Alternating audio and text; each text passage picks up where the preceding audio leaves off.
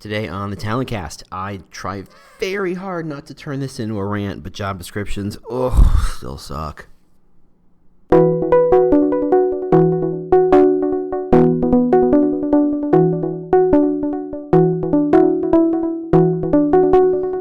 Howdy, welcome to the Talent Cast, where we talk about the new world of talent acquisition and recruitment marketing. I, am your host, James Ellis. I was bitten by a radioactive recruiter once and discovered I had strange new powers, and thus we are here. This podcast is not sponsored or supported by anyone whatsoever. We've instituted a 100% no pitching rule. We're here to learn, teach, and discuss so we can all become better recruitment marketing thinkers. I'm not here to sell you anything. If you like this podcast, and I really hope you do, tell the world on LinkedIn and Twitter and any other place you're professionally social. I'm pretty sure your friends don't care. You can always review us on iTunes or Google Play. We really appreciate that. As always, if you have comments, questions, topic suggestions, if you would like me to discuss your particular problem, if you know someone I should interview, reach out to me on the Twitter. It's The War for Talent. That's right, The War for Talent. Or just go to our website. We're at thetalentcast.com, thetalentcast.com. Otherwise, here we go. Hope you enjoy.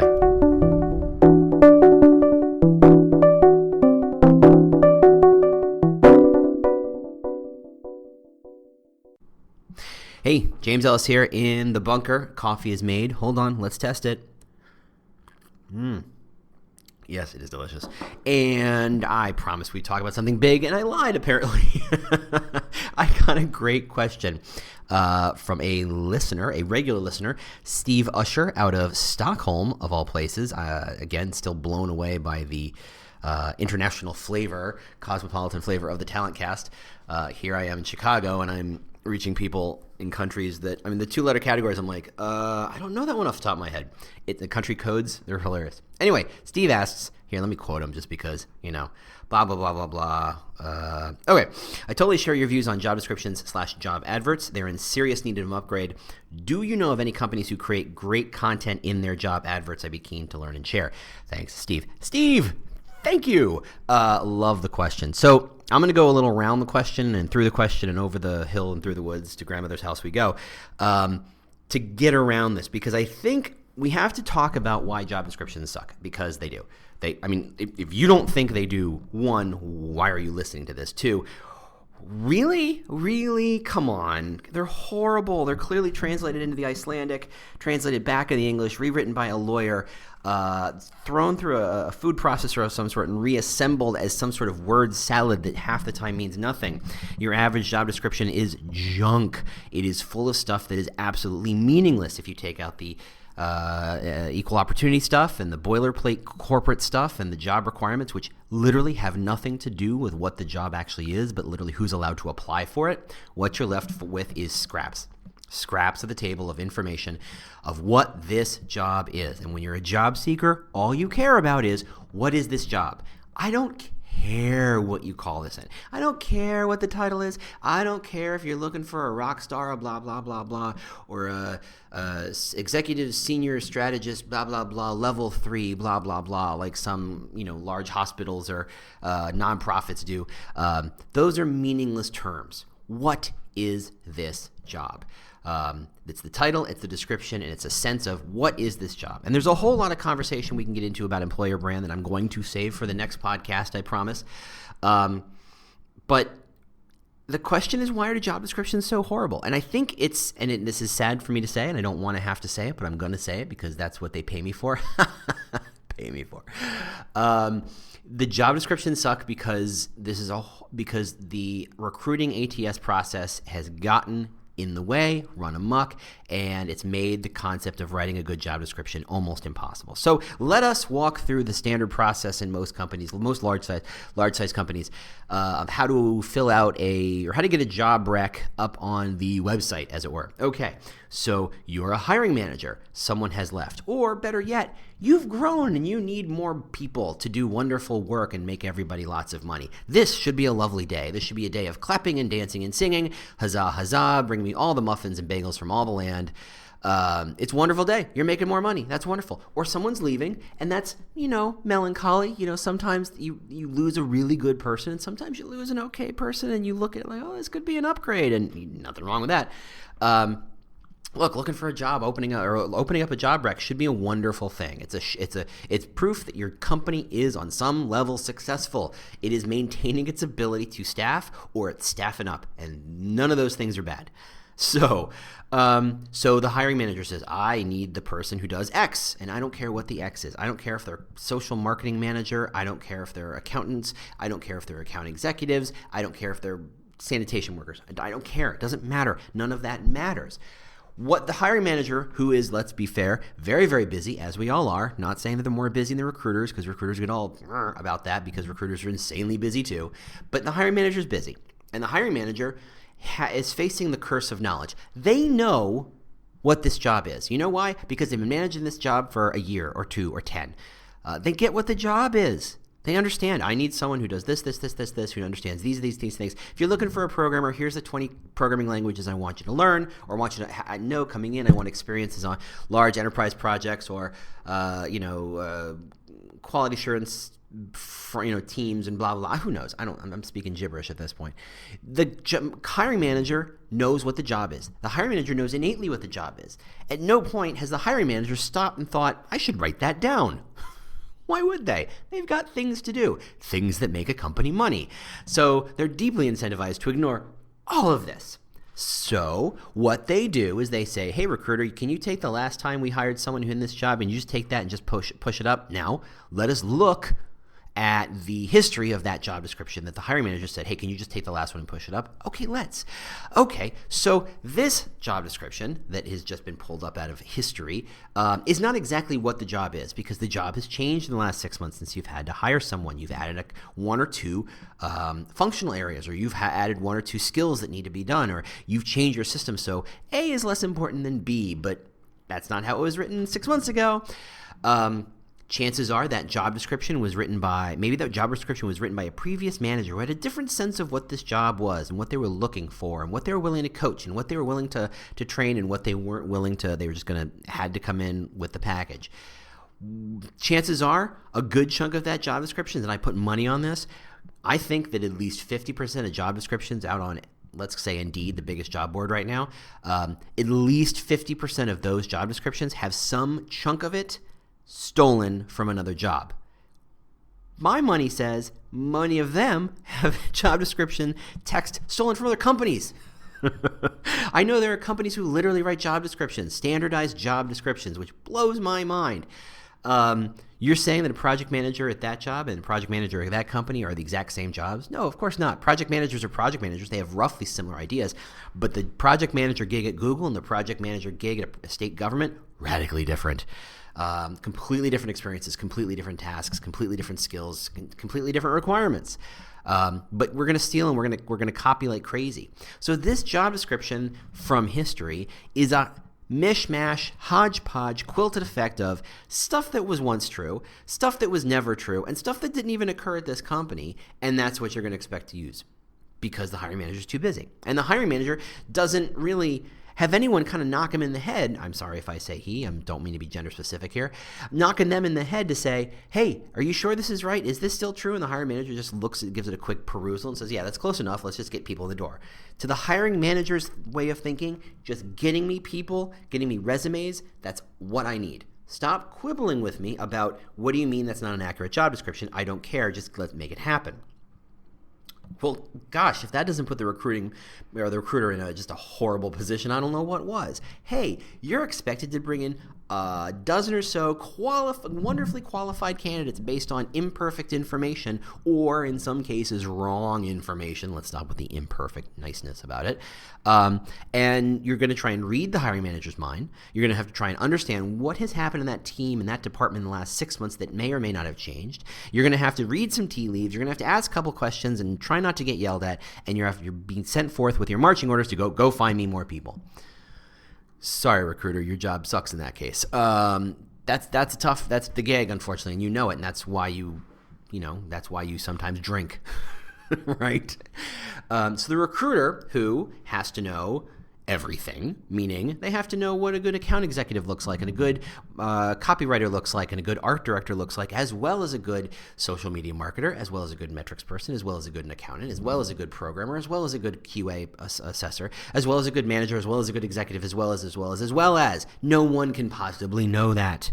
You know that, I know that. Let's stop kidding ourselves. That's impossible. Even if you say I'm a technical recruiter, let's be fair. It's not like technical stuff is getting simpler lately. It's exponentially increasing. If you just say I'm just a technical recruiter and I focus only on technology stuff, good for you. You cut an infinitely sized pie in half. It's still infinitely big. It's still incredibly complicated. There are still plenty of recruiters who focus. There are executive recruiters who focus on types of executives. That's good. Types of technical recruiters who focus only on a particular type of programmer or type of system. I only hire for startups, et cetera, et cetera. Or I only hire for agencies, whatever. And any kind of nichification and specialization is good, except you still have to turn around and find a needle in a haystack, and best of luck to that. So job descriptions suck because no one is incentivized to make good job descriptions. Everybody from the front of the process to the end of the process is incentivized to just get it done without spending any resources whatsoever on investing in time, energy, effort to make the job description better. Right? No one, the hiring manager is not incentivized. They know that the recruiter will figure it out, and the recruiter is not incentivized because they can't know enough. And if they spent a lot of time trying to, quiz the hiring manager on what makes a good X, Y, or Z, that's time not spent on LinkedIn and other places looking and trolling for candidates. The money is out there, the money is not in here. So go out there. So job descriptions are going to suck because no one's incentivized to do it. So there's a plethora of companies, I could name many, and I won't, who will tell you there are shortcuts to the job description. How do you make the job description better? How do you annotate it? How do you add to it? The process of rewriting a job description involves lawyers oftentimes and certified HR type people, and that never speeds things up. So rather than saying we're going to gut it and start from the beginning, and for a company of 100 people with 10 job descriptions, you're effectively saying, hey, HR, you're done for the next 2 months. You have to go write all these things and go get them figured out and approved and everything.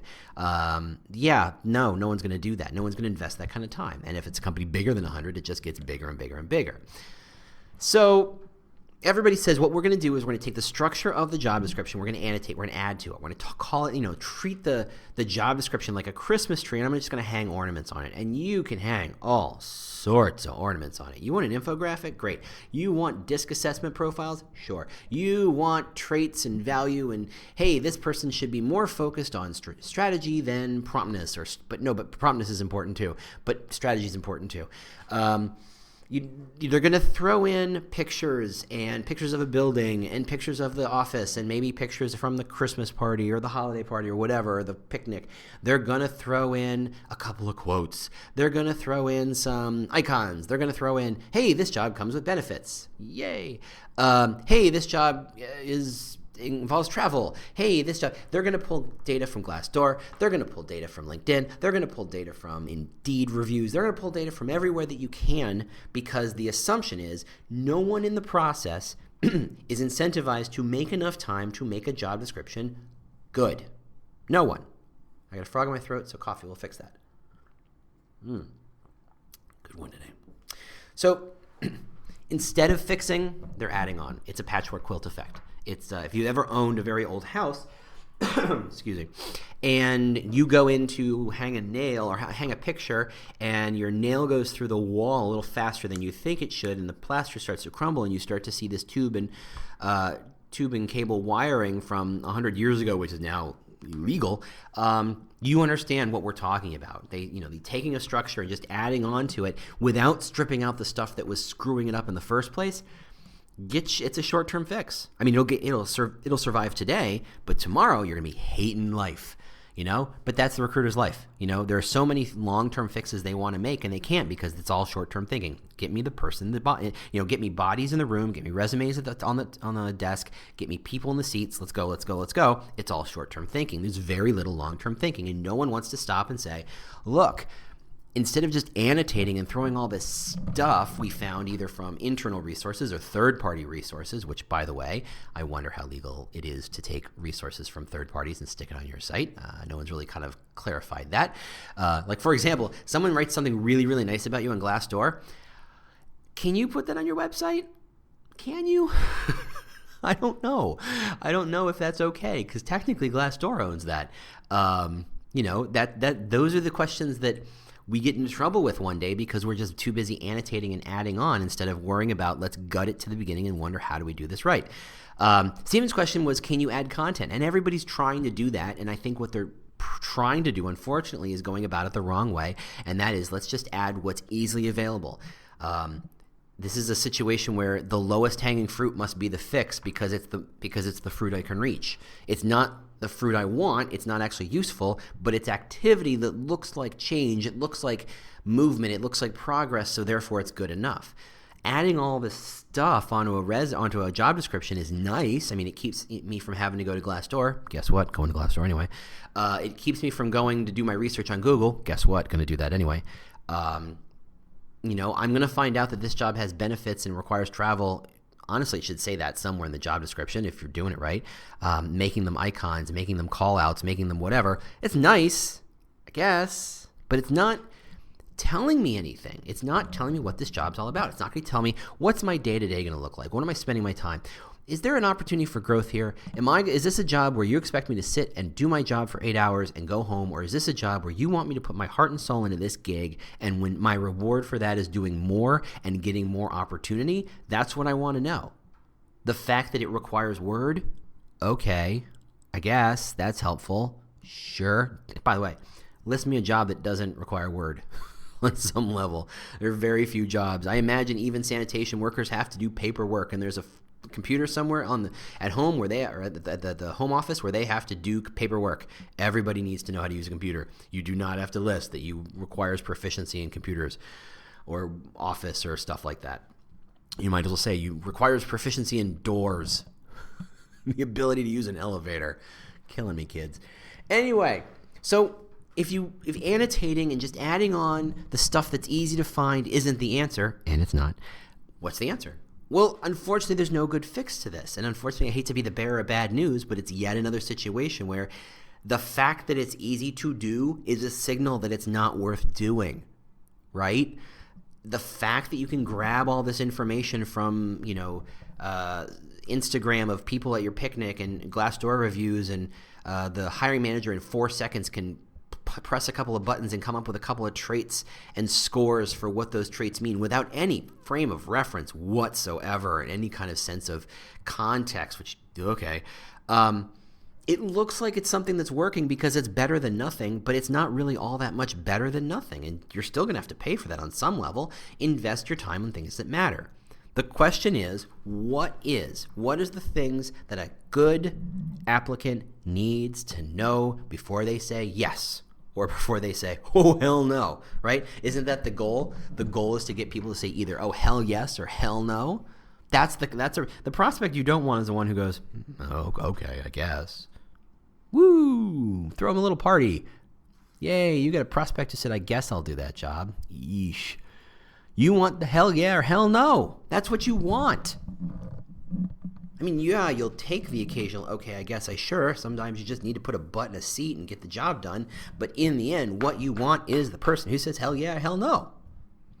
And if you're not giving anybody enough information to respond to give you an authentic hell yeah or hell no, what are you getting? You're getting the same old, same old.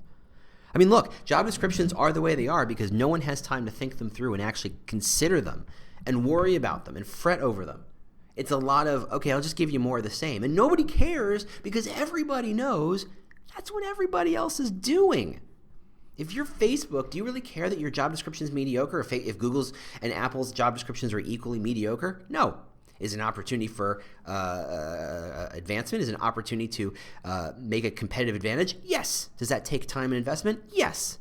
Now, if we take Facebook, Apple, and Google, the companies with all the money out of the equation. It's you and your competitor, and you're all fighting tooth and nail for not just talent, but for clients and resources and all this other stuff, and your margins are razor thin. The concept of having a competitive advantage in talent is hard to kind of invest in. It's hard to say, yeah, I'm going to spend X grand to make that thing happen, or I'm going to spend X number of hours rewriting all my job descriptions to make them actually functionally useful and telling and compelling. And that may be too high a bar to kind of cover, but whatever. What do people really want to say hell yeah or hell no? That's the ultimate question. Now, I can't answer that because what you want and what I want in people we would hire are different. I'm sorry, it is. I can't. There is no magic bullet. There is no secret weapon. I had someone who worked for me for a long time. Says, who seemed to be hunting for the perfect interview question. I said, there is no perfect interview question. If there is, we'd all be using it. And if we all did, everyone would have a great answer for it, and then it would be worthless. It doesn't work that way. The great interview question happens at the right person at the right time in the right context. The best interview question sounds stupid if it's the first question and maybe amazing at the end, or amazing in the middle and stupid at the front and the end. It's the context. What you care about matters. Unfortunately, the answer to this is actually pretty simple, except you're going to hate it. The answer is you need some intention. Your intention is not to put a butt in a seat. Your intention is not to just fill the slot. Your intention is not just hand a hiring manager a stack of resumes higher than they are. The intention is to hire talent. But how do you define talent? Well, I'm sorry, but the hiring manager, with their boss potentially, may need to sit down and say, what does talent really look like? Is talent fast? Is talent accurate? Is talent strategic? Is talent executional? Is talent tactical? Is talent quiet? Is talent consistent? What is talent? And there's a number of traits that matter, and there are a number of traits that don't, depending, and you just have to think about what they are. Now, I've been thinking about, what the talent is. I'm having a separate conversation with somebody else, and I'm going to talk about that later in another podcast episode about interview questions. But the question is, in the end, a great interview question isn't a great interview question. It's not. It's not, like tablets from God. Moses didn't come down from the mountain with 10 commandments and 2 great interview questions that everyone can answer. And the reason no one has good interview questions is because everybody's terrified of asking a bad one and getting in trouble. Or so you get stuff like, what's your biggest weakness, which snoozeville. The problem with interview questions is the question's almost immaterial. You have to know what question to ask when, and then you have to know what to listen for. So, for example, if you're looking for a shark, right? You're looking for someone who is going to push their grandmother down a hill to get the sail, right? That's a shark. For all intents and purposes, that's the shark. The question, if you were a tree, what kind of tree would you be? What are you listening for? If they say a weeping willow, if they say an oak, if they say, I don't know, what's the answer you're looking for? The question's only beginning. When they give you an answer, what's the answer you're listening for? So if you're looking for a shark and you want to say, tell me about a project you worked on that you led and how it was successful, what you're listening for is, right, ambition, innovation, willingness to try new things, willingness to put the effort in, willingness to put a few extra hours in, the thought that happened in the shower on the Saturday morning and what they did with that thought that they couldn't get out of their head. Well, they went in the office and they wrote it down, and they took it out and they made it into a thing, and they used it to sell a thing. They did it right then. They couldn't take it out of their head. That sounds like a shark. If you're looking for someone who is going to be great at doing the same thing day in, day out, 8 hours a day, those questions are horrible. Those answers are even worse.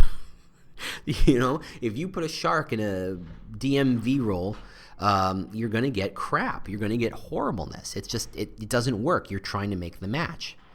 You have to know what you're looking for. So the concept of intentionality is crucial when it comes to job descriptions. What do you really want to hire? Do you want a leader? Do you want a follower? Do you want someone consistent and someone you can count on? Or do you want someone who's going to jump off a bridge every day and figure it out on the way down?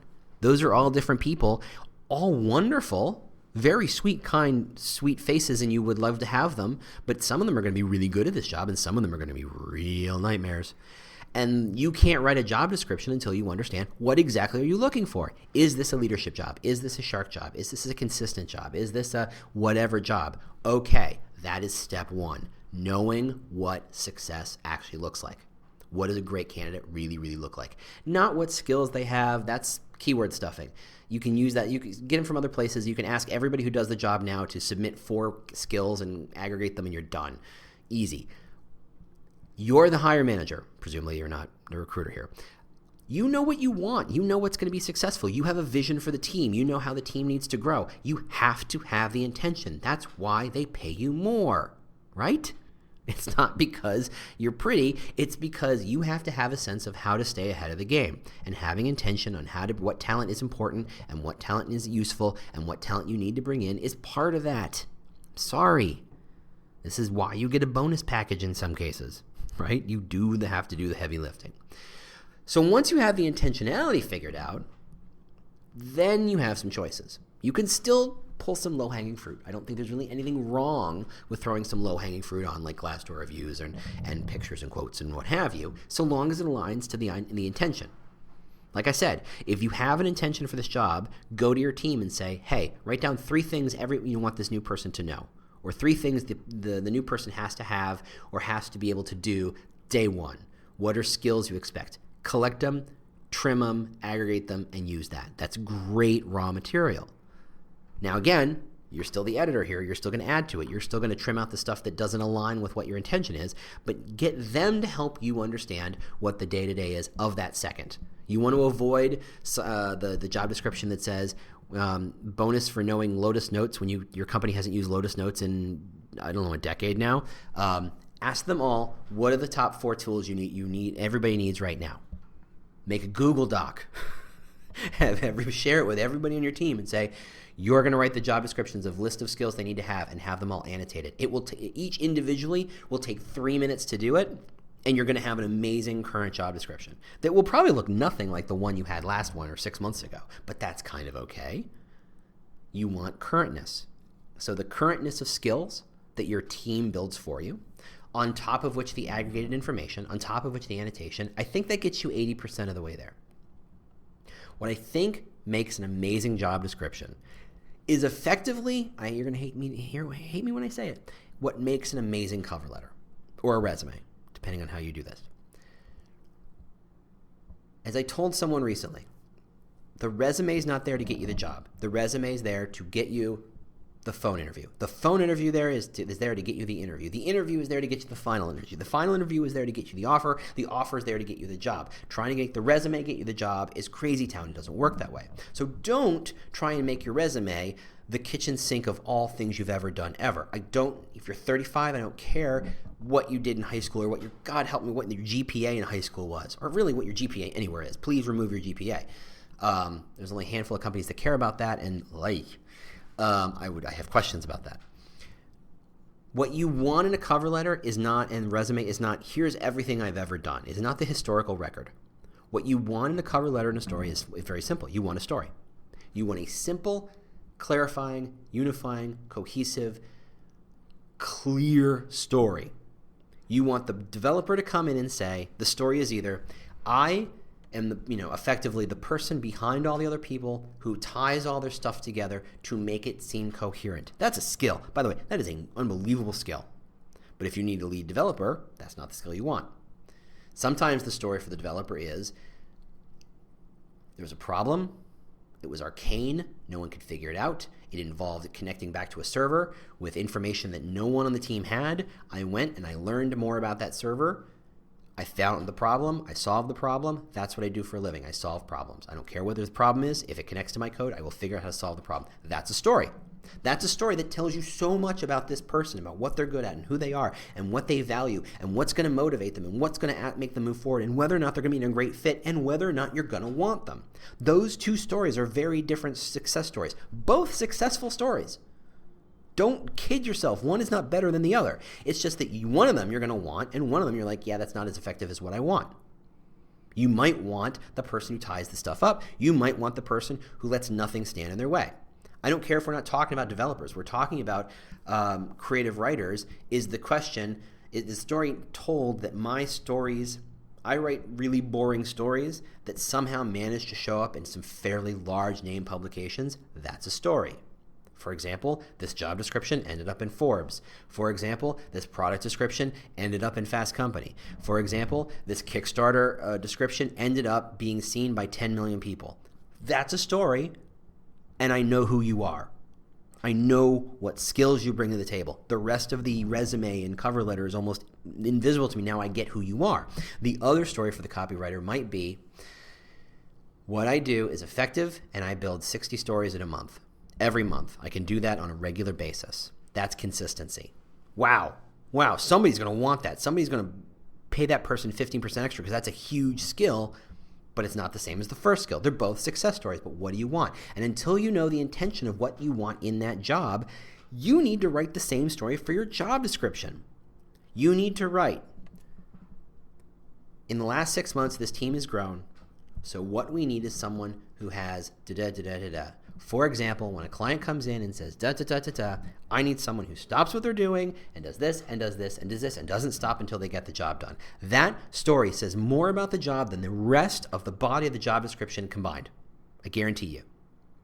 If the story is the client comes in and your job is to make sure that all clients are treated equally, that everybody's getting work that get done, setting expectations to that client to understand why they're not going to get what they want this second, but when they are going to get it, and make sure you meet expectations. Again, another success story, but speaking volumes of what this job really is. That's a job description. Tack on all the other crap you're going to tack onto it, because you gotta, but whatever. Nobody's going to care.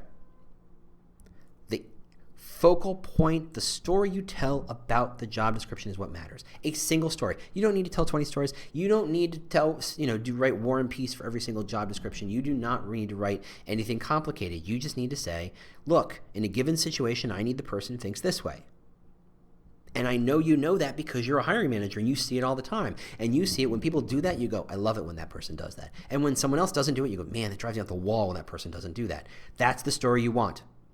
That's the crystallizing, distilling factor of understanding what the heck this job is, and everything else is immaterial. The fact that you guys use Google Docs over Word, or the fact that you use, I don't know, Outlook over some other email client, or you're all Slack, or I don't care, doesn't matter. It doesn't matter when it compared to that story. And that's why when people talk about storytelling in the workplace and storytelling in recruiting, that's the kind of story we're starting to talk about.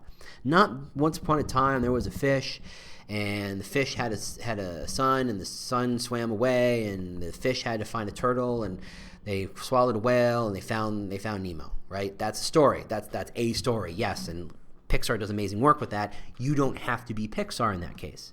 You just have to tell the story of what the job is and what's meaningful and important about the job. That's the gig. Now, the best part is if you're the hiring manager and you can write that, oh man, the recruiter will go, first off, if they're not local to you, they will jump on a plane and kiss you on the mouth. They thank you for having something useful I can sell, something valuable. A recruiter's a salesperson, right? They're a marketer, but they're also a salesperson, but most of their salesperson first and foremost. They need a product to sell. And having a product that looks like every other product is hard.